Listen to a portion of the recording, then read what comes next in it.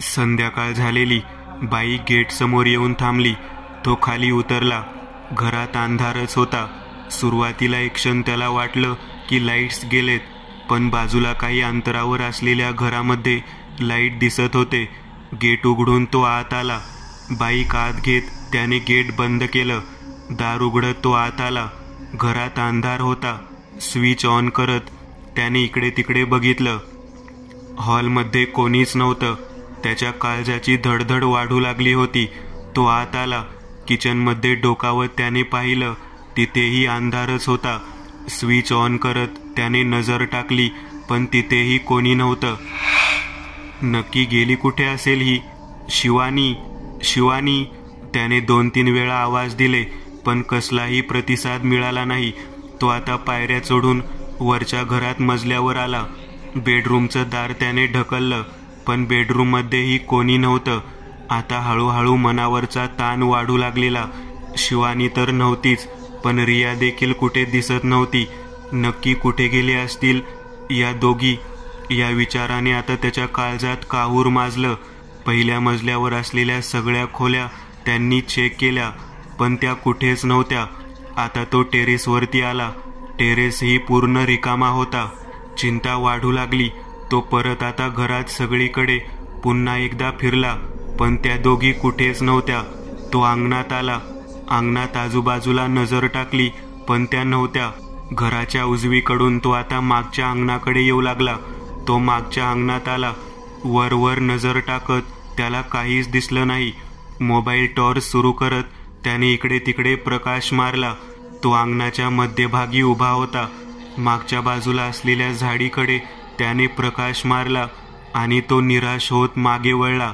आणि जसा प्रकाशाचा झोत घराच्या इमारतीच्या मागच्या भागावर पडला, तो विजेचा झटका बसावा तसा 4 पावलं मागे सरकला.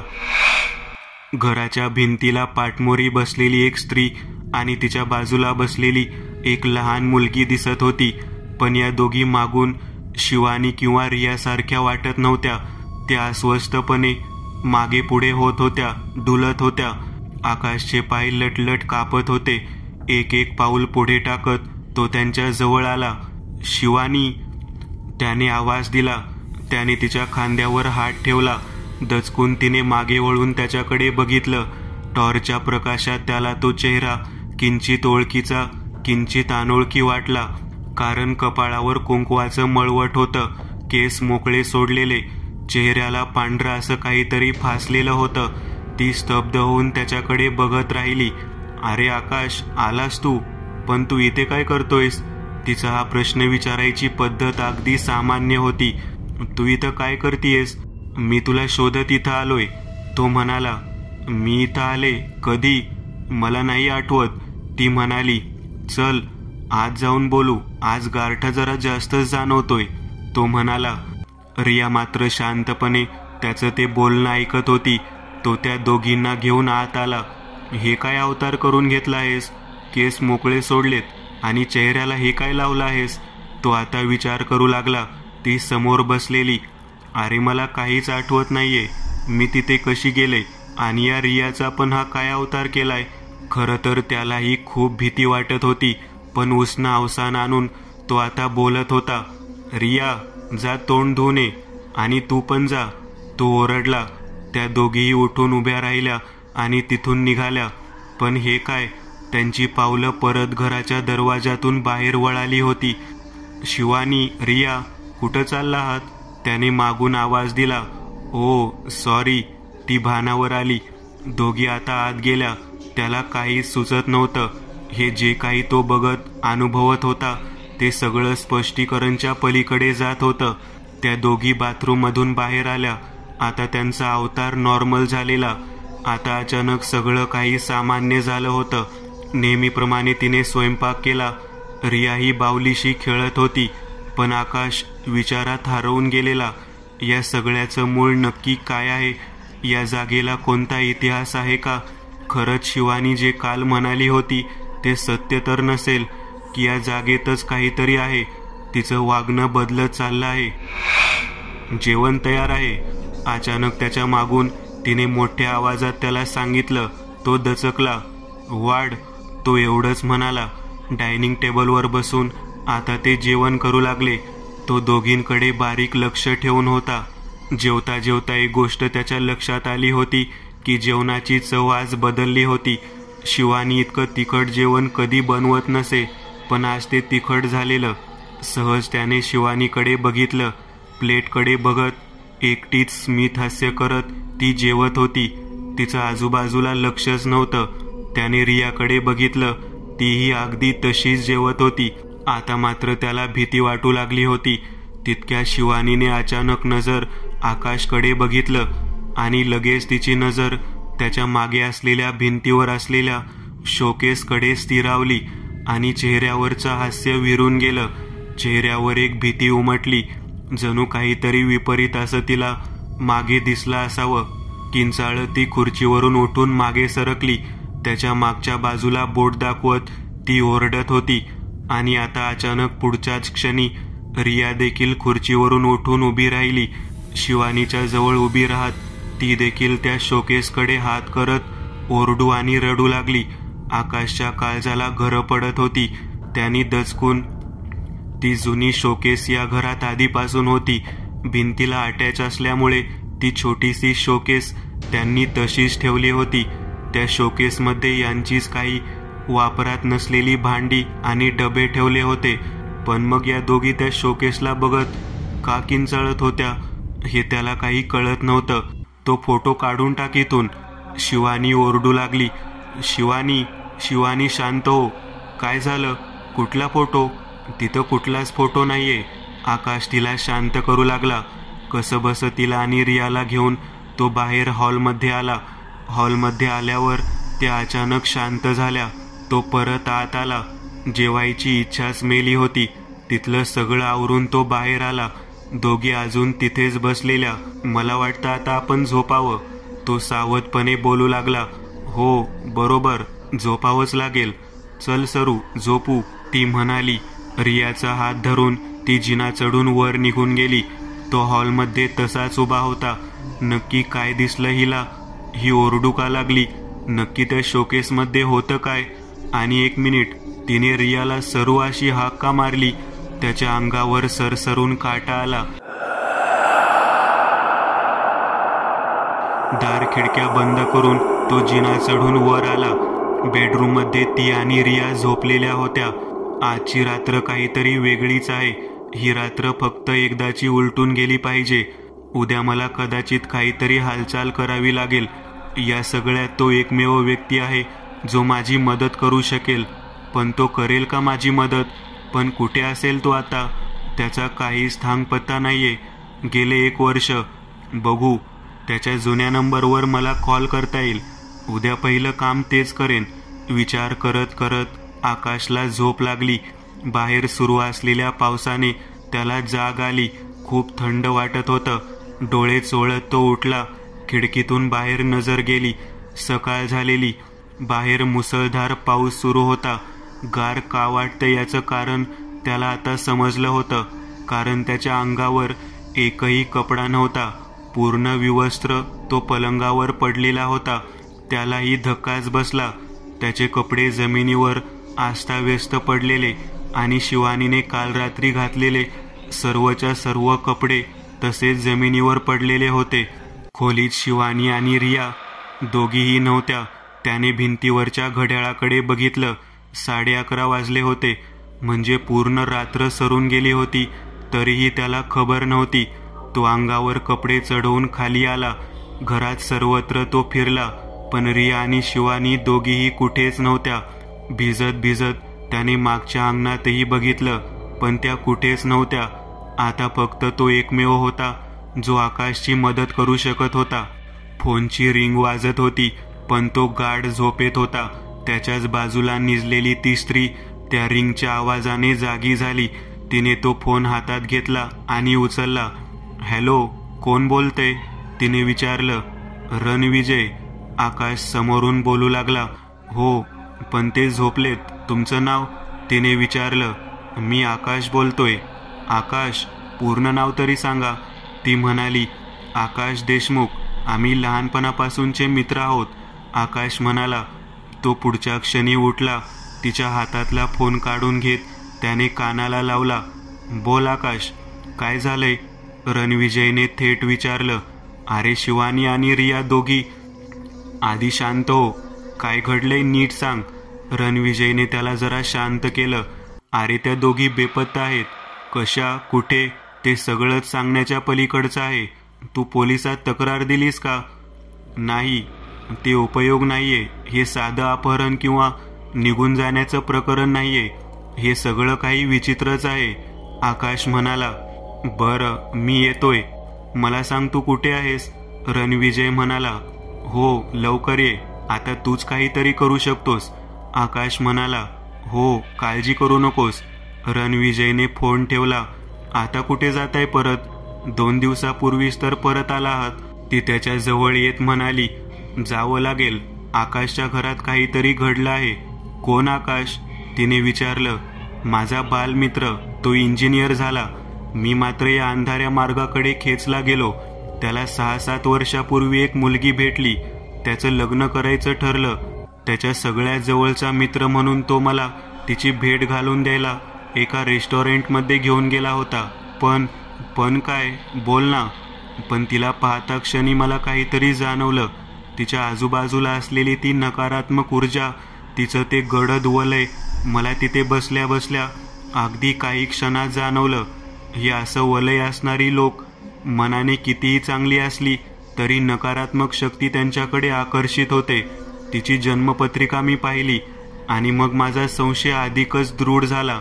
तिच्या ग्रहदशेनुसार तिचा जन्म अशा एका दुर्लभ नक्षत्रात झाला होता जिथं तिचं वलय किंवा ऑरा हा निगेटिव्ह एनर्जीला आकर्षित करणारा होता.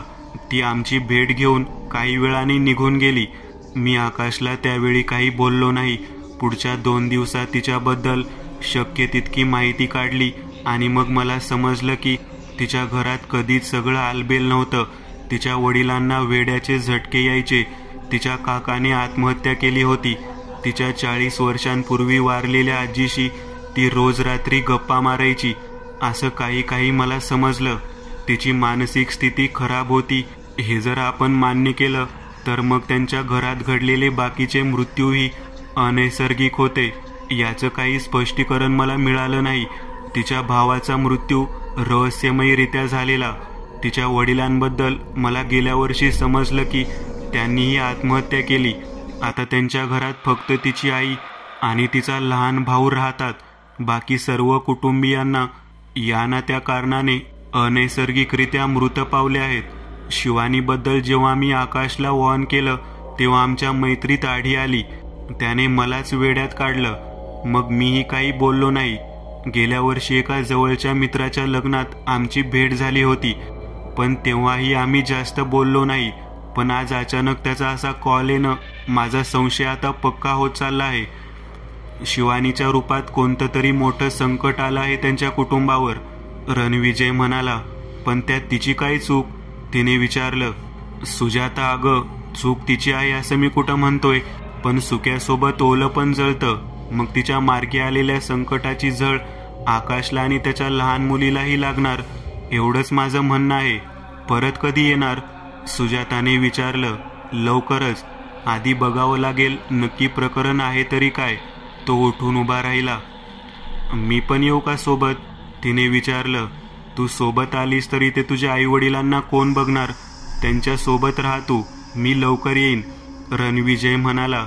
मोबाईलवर आकाशचा मेसेज आला होता. रत्नागिरीला तो शिफ्ट झालेला हेही रणविजयला माहिती नव्हतं. आंघोळ करून कमरेभोवती एक काळं वस्त्र गुंडाळून तो मुख्य खोलीत आला. मुख्य खोलीच्या बाजूला असलेली एक बंद खोली होती. तो आता त्या खोलीत शिरला. सुजातासाठी हे खूप दिवसापासूनचं कोडं होतं. त्या खोलीत नक्की आहे काय? कारण त्या खोलीला कायम कुलूप असायचं आणि त्या कुलपाची चावी रणविजयच्या गळ्यातल्या साखळीत गोफलेली असायची. सुजाता एक घटस्फोटित स्त्री होती. रणविजय आणि तिची ओळख 7-8 महिन्याचीच होती, पण या काळात त्यांचे संबंध खूपच निकटचे झाले होते. पण तरीही त्याला त्या खोलीबद्दल विचारायची हिंमत अजूनही तिची झाली नव्हती. तो काय काम करतो एवढंच तिला ठाऊक होतं, पण ते देखील अगदी मोघम स्वरूपात.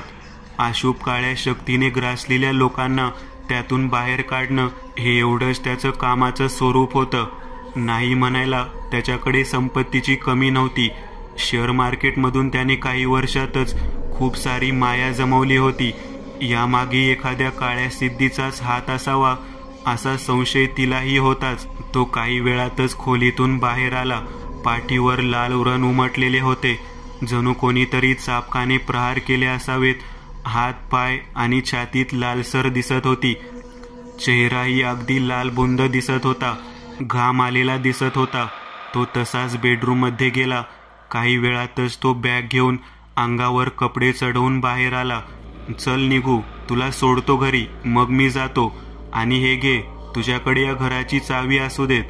आणि हे काही पैसे, मी लवकर येईन. तिला एक घट्ट मिठी मारत तो म्हणाला. तिलाही बरं वाटलं. ती त्याच्यासोबत निघाली. घर बंद करत त्याच्या कारमध्ये बसून ते दोघे तिथून निघाले. प्रवास लांबचा होता आणि पुढे कोणतं संकट उभं आहे याबद्दल त्याला किंचितही कल्पना नव्हती. पावसाचा जोर वाढत चालला होता. पोलीस स्टेशनच्या बाकावर बसून गेले 2 तास झाले तो वाट बघत होता. इलेक्शनचे दिवस असल्याने साहेब लोक जागेवर नव्हते. तक्रार घ्यायलाही कोणी उपलब्ध नव्हतं. थोड्या वेळात एक फौजदार काही हवालदारांच्या सोबत गाडीतून उतरला. आत गेल्या गेल्या काही वेळातच त्याने आकाशला आत बोलावून घेतलं. बोला, काय तक्रार आहे? साहेब, माझी बायको आणि मुलगी बेपत्ता आहेत मध्यरात्रीपासून. मला सकाळी उशिरा जाग आली तेव्हा समजलं. रात्री त्या घरातच होत्या. रात्री जेवण करून आम्ही झोपलो आणि सकाळी 11:30ला मला जाग आली. पाहतो तर त्या घरात नव्हत्या. अहो, आजूबाजूला शोध घेतलात का?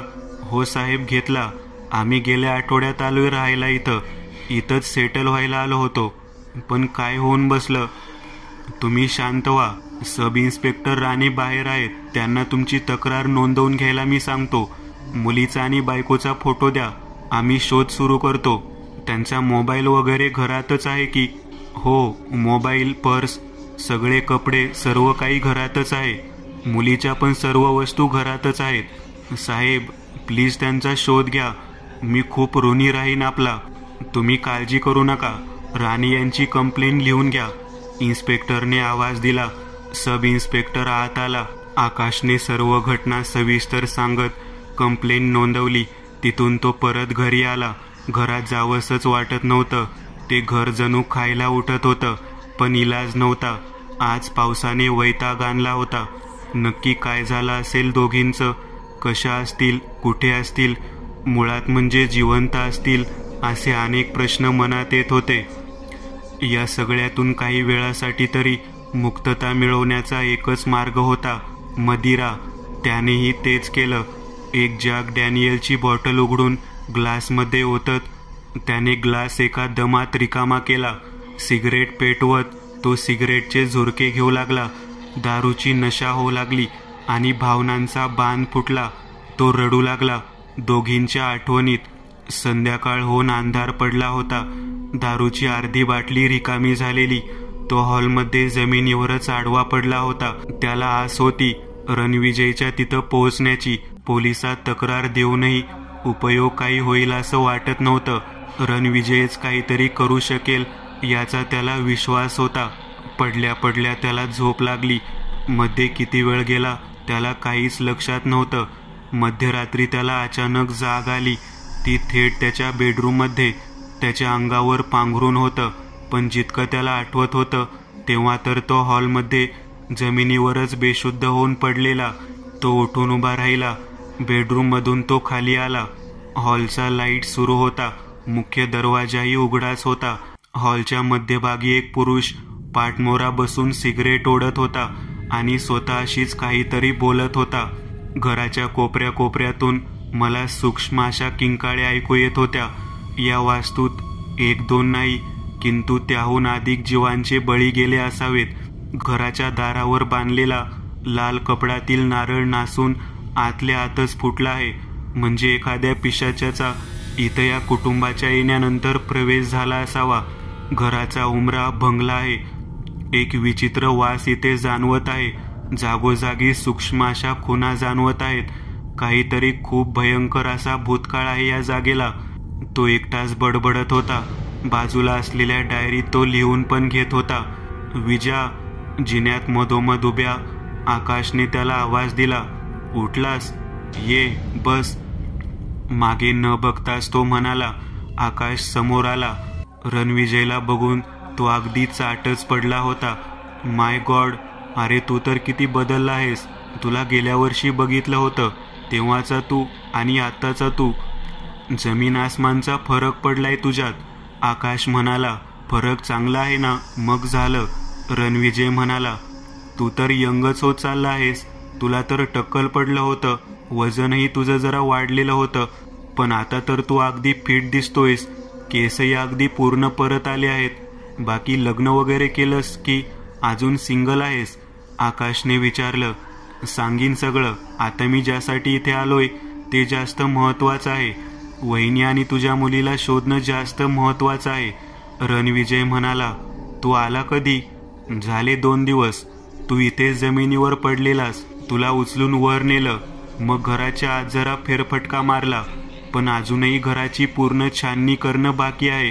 तुझा विश्वास असो अथवा नसो, पण या घरात मला खूप नकारात्मक ऊर्जा जाणवत आहे. मला तुझ्याकडून आता सगळं काही ऐकायचं आहे. अगदी पहिल्यापासून तू या घराला दिलेली पहिली भेट, तुझा या जागेचा व्यवहार झाला तेव्हापासून ते आत्ताच्या क्षणापर्यंत मला एक एक गोष्ट सांग. सगळे डिटेल्स महत्वाचे आहेत. रणविजय म्हणाला. आकाशने आता एक एक करत त्याला सगळ्या घटना सांगायला सुरुवात केली. या घराबद्दल त्याला कसं समजलं, त्या दिवसापासून ते अगदी आतापर्यंत सगळं काही त्याने सांगितलं. शरद काळे नावाचा एक एजंट तुझ्या संपर्कात आला आणि त्या एजंटच्या मदतीने तू घर विकत घेतलं होतं. 50-55 लाख किमतीचं घर. पण तुला हे घर केवळ 28 लाखाला मिळालं. या शरदला आपल्याला भेटावं लागेल. कुठे राहतो तो? रणविजयने विचारलं. तो याच गावात राहतो, पण खरं सांगू, इथे शिफ्ट झाल्यापासून तो मला कधी भेटला नाही. परवा मी एका कामासाठी त्याला कॉल केला, तर कॉल उचलून त्याने माझा आवाज ऐकताच कट केला. आकाश म्हणाला. आपल्याला वहिनी आणि रियाला शोधण्यासोबतच या जागेबद्दल पूर्ण माहिती काढावी लागेल. मला जाणवतंय इथं खूप काही घडून गेलं आहे.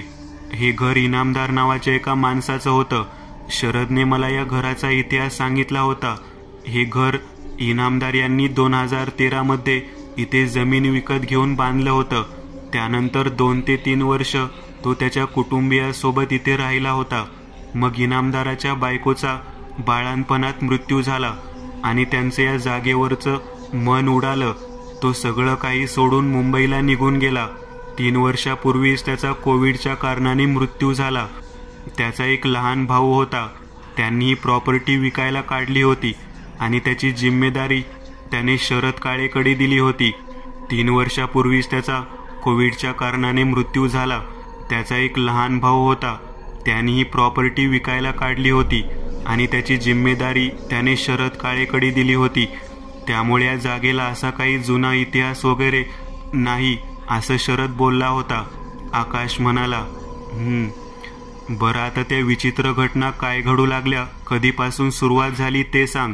ते महत्वाचं आहे. रणविजय म्हणाला. आकाश आता त्याला एक एक करत सगळं सांगू लागला. शिवानीचं वागणं कसं बदललं, ती रियावर संशय कशी घेऊ लागली, तेव्हापासून ते अगदी काल रात्री ती बेपत्ता होईपर्यंत सगळं त्याने रणविजयला सांगितलं. ओके, म्हणजे आधी रियाचं वागणं बदललं होतं. म्हणजे असं शिवानीचं म्हणणं होतं जे तू नाकारलं होतंस, आणि मग शिवानीच्या वागण्यात बदल घडू लागला. तुझं म्हणणं होतं की तू तिला त्या दुपारी कोणताच फोन केला नव्हतास. शिवाय तुझ्या ओळखीच्या त्या माणसाने तिला गेटजवळ एकटीला बोलताना बघितलं होतं आणि अचानक काल रात्री तिचं बेपत्ता होणं, याचा एकच अर्थ तिला ते सगळं दिसत होतं जे सामान्य व्यक्तीच्या डोळ्यांना दिसलं नसतं. ती वेडी नाहीये आणि नव्हती. तुला आठवत असेल, मी तिची जन्मपत्रिका बघितली होती तेव्हा मी म्हणालो होतो तिचा जन्म ज्या ग्रहदशेत झालाय तो खूप दुर्मिळ असा अशुभ काळ होता. शिवाय तिच्या घराण्याचा इतिहासही त्याच पद्धतीचा होता. ती नकारात्मक शक्तींना आकर्षित करते असा तिचा ओरा होता. हे मी म्हणालो होतो तुला. इथं तेच झालंय. या जागेत आधीपासून असलेल्या अमानवी शक्ती तिच्याकडे आकर्षित झाल्या आणि मग हे सगळं घडलं आहे. शिवानी वेडी नव्हती आकाश, ती ते पाहत होती जे तुला दिसत नव्हतं. रणविजय म्हणाला.